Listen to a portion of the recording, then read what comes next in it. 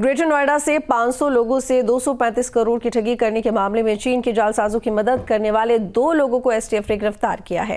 ये आरोपी digital arrest और गेमिंग ऐप के जरिए ठगी करते थे।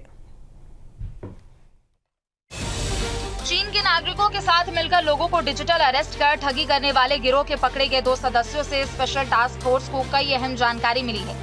जांच में सामने आया है कि आरोपी हर्षवर्धन और रोहन ने साथी रॉकी समेत अन्य के साथ मिलकर 500 से अधिक लोगों के साथ 235 करोड़ रुपए की ठगी की थी।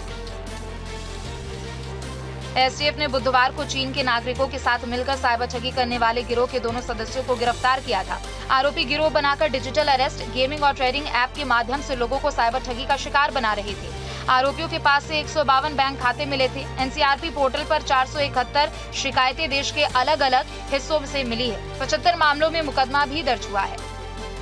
चीनी नागरिकों के साथ मिलकर ठगी के धंधे में लिप्त 2 आरोपियों को यूपी एसटीएफ की नोएडा यूनिट ने गिरफ्तार किया है। पकड़े गए दोनों आरोपी चीनी नागरिकों को भारतीय लोगों के बैंक खाते किराए पर दिया करते थे। आरोपियों के पास से 152 बैंक खातों की डिटेल मिली है और इन 152 बैंक खातों की 471 कंप्लेंट हो रखी हैं, जबकि 75 एफआईआर भी दर्ज हैं। दोनों आरोपी पिछले काफ़ी दिनों से गेमिंग ऐप और डिजिटल अरेस्ट के जरिए होने वाली ठगी के पैसों को इन बैंक खातों में डलवाया करते थे और इस पैसे को चीन भेजा करते थे। अपर पुलिस अधीक्षक एसटीएफ राजकुमार मिश्र ने बताया कि देश में बैठे कुछ लोग चीनी हैंडलर की मदद से लोगों को डिजिटल अरेस्ट कर ठगी कर रहे थे।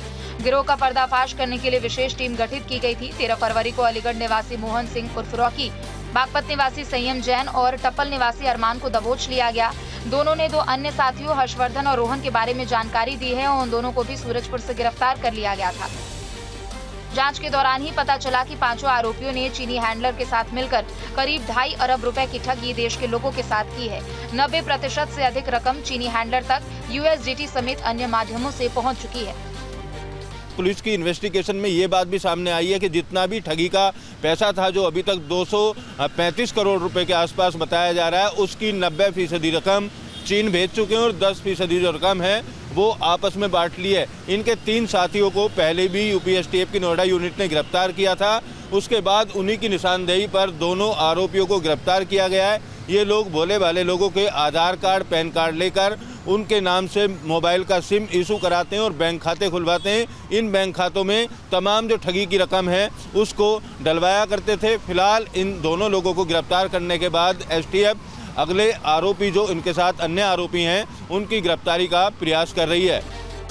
बाकी की रकम की गिरफ्त में आए आरोपी और उनके कुछ अन्य साथी हिस्सेदार हैं। गिरफ्त में आए आरोपी चीन हैंडलर को ठगी के लिए खाते मुहैया कराते थे। योजना के तहत आरोपी म्यूचुअल अकाउंट खुलवाते थे।